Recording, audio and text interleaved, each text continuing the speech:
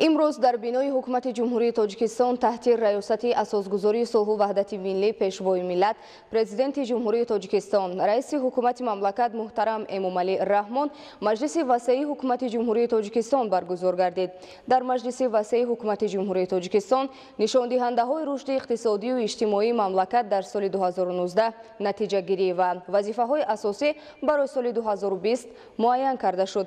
گزارش همکاران ما 20 январ در بینای حکومت جمهوری تاجیکستان تحت ریاست اساسگذار صلح و وحدت ملی پیشوای ملت پرزیدنت جمهوری تاجیکستان رئیس حکومت مملکت محترم امامعلی رحمان مجلس وسیع حکومت جمهوری تاجیکستان برگزار گردید.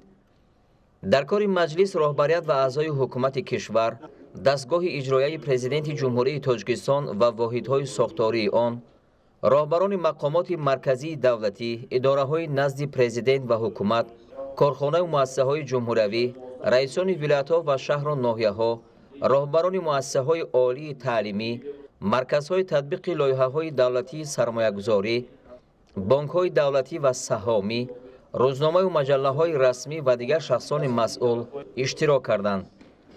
در مجلس وسیع حکومت جمهوری تاجیکستان نشاندهنده‌های رشد اقتصادی و اجتماعی کشور در سال 2019 نتیجه گیری و وظیفه‌های اساسی برای سال 2020 معین کرده شد.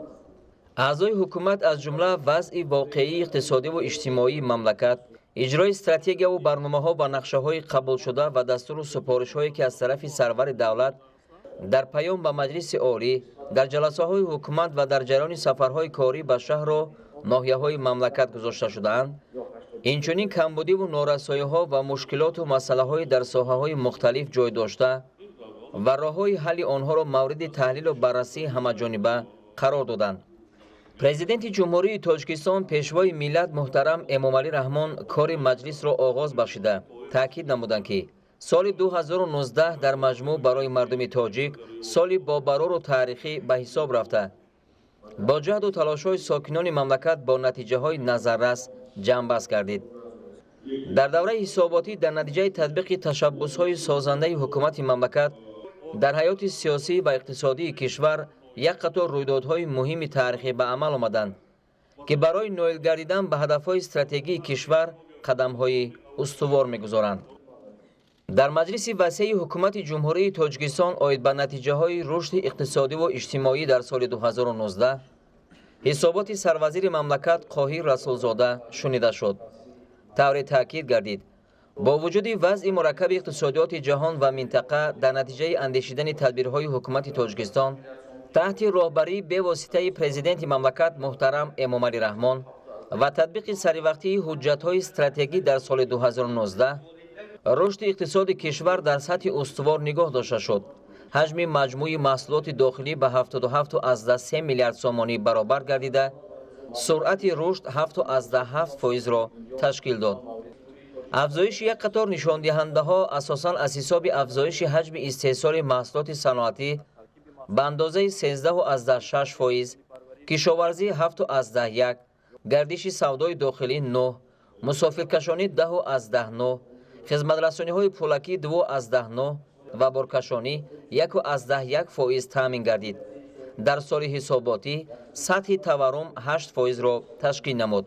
سروزیر مملکت تاکید داشتند که با مقصد ثمرناک و عاقلانه استفاده نمودن ذخیره و امکانات‌های موجوده و در این زمینه تأسیس دادن جای‌های نوی کاری، اینچنین جهت تامین اجرای هدف چهارم ملی صنعتی کنانی با سرعت کشور در سال حساباتی 219 کارخانه و کارگاه‌های نوی صنعتی با تأسیس 3000 جای نوی کاری به استفاده داده شد. سال 2019 حجم استحصال محصولات صنعتی به 27.6 میلیارد سومانی برابر گشته، سرعت رشد آن 13.6% را تشکیل نمود. در این دوره از 249 نمود مهمترین محصولات صنعتی در کشور استحصال شونده، افزایش حجم استحصال 159 نمود نسبت به همین دوره سال گذشته زیاد گردیده. 27 نامگوی مال‌هایی که در همین دوره سال گذشته استحصال نگردیده بودند، استحصالشان براه مانده شد. در برابر این حجم استحصال 59 نامگوی مال‌های صنعتی نسبت به سال 2018 کاهش یافته. 4 نمود مال عموماً استحصال نگردید. аз таҳлилҳо бармеояд ки дар қатори пешравиҳои соҳа камбудиҳо низ ба мушоҳида мерасанд. натиҷаҳои ба дастомада ҳоло ҳам қонеъкунанда намуда дар ин давра дар ҳудуди кишвар аз 2164 корхонаи саноатӣ бо сабабҳои гуногун 149 корхонаи саноатӣ аз фаъолият боз монда, 128 корхонаи дигар ҳисоботи сифрӣ пешниҳод намуданд. итминон аст ки дар заминаи тадбирҳои андешидаи ҳукумати мамлакат дар самти ҷалби сармояи хориҷӣ ва татбиқи лоиҳаҳои дахлдори сармоягузорӣ иқтидорҳои сесолӣ барқарор мегарданд. сарвари давлат ва сарвазири мамлакат Қоҳир Расулзода, муовини якуми сарвазир Давлаталӣ Саид ва муовинони сарвазир Азим Иброҳим ва Маҳмад Тоҳир Зокирзода ҷиҳати бартараф намудани камбудиҳои мавҷуда ки аз таҳлилу ҷанбасти воқеии соҳаҳои иқтисодию иҷтимоӣ дар соли 2019 бармеояд супоришҳои мушаххас доданд. дастурҳо ҳамчунин вобаста ба вазъи ҷомеаи ҷаҳонӣ ва таъсири омилҳои беруна ба иқтисоди кишвар, таъмини нишондиҳандаҳои макроиқтисодӣ ва тақвияти фаъолияти муназзами ҳамаи соҳаҳо, иҷрои саривақтии нишондиҳандаҳои паёми президенти ҷумҳурии Тоҷикистон ба Маҷлиси Олӣ таҳти назорати қатъӣ гирифтани ҳадафҳои стратегӣ ва самтҳои афзалиятноки муайян гардида, иҷрои консепсияҳо, барномаҳои давлатӣ ва татбиқи самараноки лоиҳаҳои давлатии сармоягузорӣ дода шуд. президенти мамлакат муҳтарам Эмомалӣ Раҳмон дастур доданд ки барои амалишавии ҳадафи чоруми миллӣ саноатикунонӣ бо суръати кишвар дар самти ҳавасманд намудани сармоягузорӣ ба соҳаҳои истеҳсолӣ, барои баландбардоштани қобилияти рақобатпазирии маҳсулот, афзоиши ҳаҷми содироти маҳсулоти саноатии мамлакат тадбирҳои зарурӣ андешида шавад. дар кори маҷлиси ҳукумати мамлакат ҳисоботи вазири молия Файзиддин Қаҳорзода, вазири рушди иқтисод ва савдо Неъматулло Ҳикматуллозода, раиси кумитаи андоз Нусратулло Давлатзода ва сардори хадамоти гумрук Хуршед Каримзода шунида шуд. зимни ҳисоботи вазири молия таъкид гардид ки соли 2019 нақшаи қисми даромади буҷети давлатӣ таъмин нагардида, воридоти маблағҳо 23.2 миллиард сомониро ташкил дод ки нисбат ба нақшаи пешбинишуда 79.5 миллион сомонӣ кам мебошад. аз ҳисоби даромадҳои дохилӣ ба буҷети давлатӣ тавассути кумитаи андоз 11 миллиард сомонӣ ва аз ҳисоби воридоти пардохтҳои гумрукӣ бошад 5.5 миллиард сомонӣ ворид гардид ки мутаносибан ба 95.1 ва 107.1% нақша баробар аст. ба қисми даромади буҷети суғуртаи иҷтимоӣ ва нафақа аз ҳисоби андози иҷтимоӣ 122 миллион сомонӣ кам маблағ ворид гардид. ҳамчунин сифати қисми даромади буҷети давлатӣ аз ҳисоби се намуди андоз, аз ҷумла андоз аз арзиши иловашуда таъмин карда нашуд. дар натиҷаи пурра ва дуруст ба инобат гирифта нашудани имкониятҳо ва иқтидорҳои мавҷуда, махсусан дар сатҳи зарурӣ ба роҳ монда нашудани низоми банақшагирӣ ва буҷетикунонӣ, 9 шаҳру ноҳияҳои ҷумҳурӣ ӯҳдадориҳои андозии худро дар назди буҷет таъмин карда натавонистанд. ба ҳолати 1 январи соли ҷорӣ бақияи қарзи андоз 581 миллион сомониро ташкил дод ки нисбат ба аввали соли 2019 144 миллион сомонӣ кам гардид.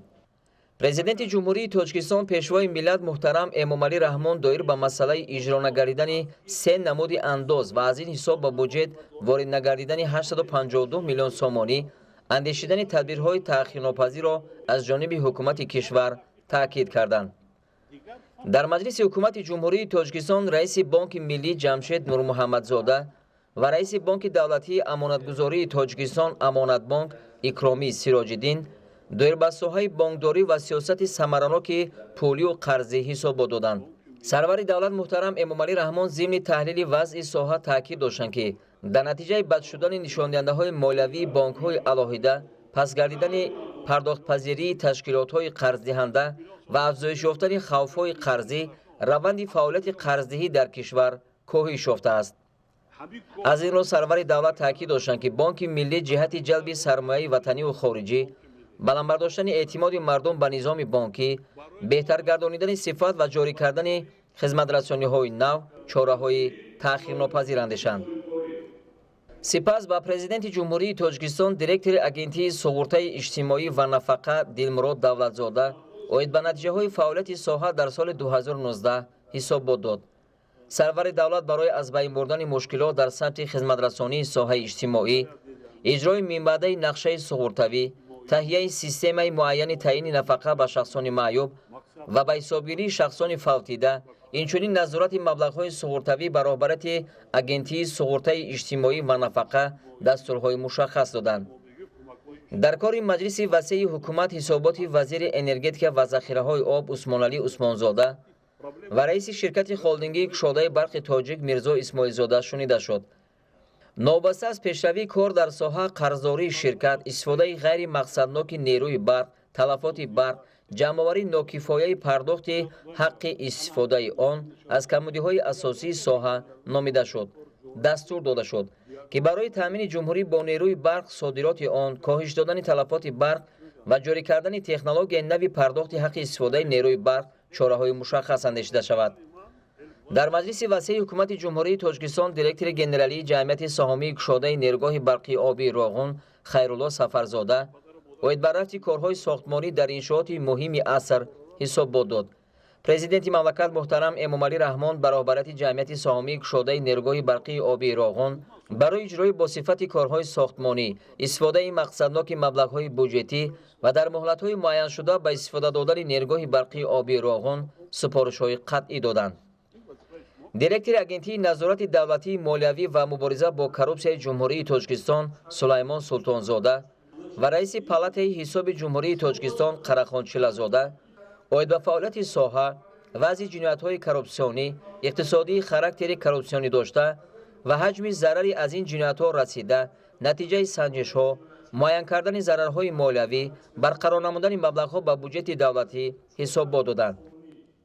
зикр гардид ки соли гузашта дар фаъолияти вазорату идораҳо, мақомоти иҷроияи маҳаллии ҳокимияти давлатӣ, марказҳои татбиқи лоиҳаҳои давлатии сармоягузорӣ ва сохтору субъектҳои хоҷагидории давлатӣ аз ҷониби агентии назорати давлатии молиявӣ ва мубориза бо коррупсияи ҷумҳурии Тоҷикистон 1102 ва аз тарафи палатаи ҳисоби ҷумҳурии Тоҷикистон 308 тафтишу санҷишҳои молиявӣ гузаронда шуд. аз маблағи умумӣ беш аз 918 миллион сомонии зарари молиявӣ аз ҷониби ҳарду сохтор муайян карда шуда, 365 миллион сомонӣ ба буҷети давлат ва ба суратҳисоби корхонаҳо муассисаҳо барқарор гардидааст. сарвари давлат муҳтарам Эмомалӣ Раҳмон роҳбарони вазорату идораҳо, марказҳои татбиқи лоиҳаҳои давлатии сармоягузорӣ ва дигар мақомоти дахлдори давлатиро вазифадор карданд ки дар самти истифодаи мақсадноки маблағҳои буҷетӣ, пешгирӣ намудан ва тақвият бахшидан ба мубориза бо ҳама гуна ҳуқуқвайронкунӣ, махсусан дар соҳаи молия, чораҳои қатъӣ андешанд. дар маҷлиси васеи ҳукумати ҷумҳурии Тоҷикистон оид ба фаъолияти соҳаҳо, волояти қонун, таъмини амнияти давлату миллат, тартиботи ҷамъиятӣ, пешгирии ҷиноятҳо ва дигар қонунвайронкуниҳо, ҳисоботи прокурори генералии ҷумҳурии Тоҷикистон Юсуф Раҳмон, вазири корҳои дохилӣ Рамазон Раҳимзода ва раиси кумитаи давлатии амнияти миллӣ Саймумин Ятимов шунида шуд. президенти мамлакат муҳтарам Эмомалӣ Раҳмон саҳми назарраси ин сохторҳоро дар таъмини амнияти давлату миллат ва пешгирии ҷинояткорӣ махсус таъкид карданд. дастур дода шуд ки бо дар назардошти вазъи мураккаби имрӯзаи ҷомеаи ҷаҳонӣ баҳри волояти қонун, муайяну ошкор кардани ҷиноятҳо, пешгирии шомилшавии шаҳрвандон ба ҳар гуна гурӯҳу созмонҳои ифротгаро корҳо тақвият бахшида шаванд. дар кори маҷлиси васеи ҳукумат ҳамчунин ҳисоботи вазири корҳои хориҷӣ Сироҷиддин Муҳриддин шунида шуд. сарвари давлат дастур доданд барои дар сатҳи баланди ташкилӣ доир кардани чорабиниҳои сатҳи байналмилалӣ ки солҳои 2020 ва 2021 дар қаламрави кишвар баргузор мегарданд, аз ҳозир тадбирҳои зарурӣ андешида шавад. барои интихоб, тарбия ва ҷобаҷогузории кадрҳо, баландбардоштани сатҳи касбияти кормандони сафоратҳо ва консулгариҳои Тоҷикистон дар хориҷи кишвар ва дар маҷмӯъ татбиқи сиёсати хориҷии роҳбарияти давлату ҳукумати мамлакат ва назорати иҷрои дастурҳои президенти ҷумҳурии Тоҷикистон супоришҳои мушаххас дода шуд. оид ба фаъолияти соҳаҳои саноат ва кишоварзӣ ҳисоботи вазири саноат ва технологияҳои нав Заробиддин Файзуллозода ва вазири кишоварзӣ Иззат Сатторӣ шунида шуд. президенти мамлакат барои афзоиши ҳаҷми содироти маҳсулоти саноатӣ ва кишоварзӣ, истифодаи самараноки имкониятҳои мавҷуда ба роҳбарони вазоратҳои номбурда ва раисони шаҳру ноҳияҳои мамлакат супоришҳои мушаххас доданд.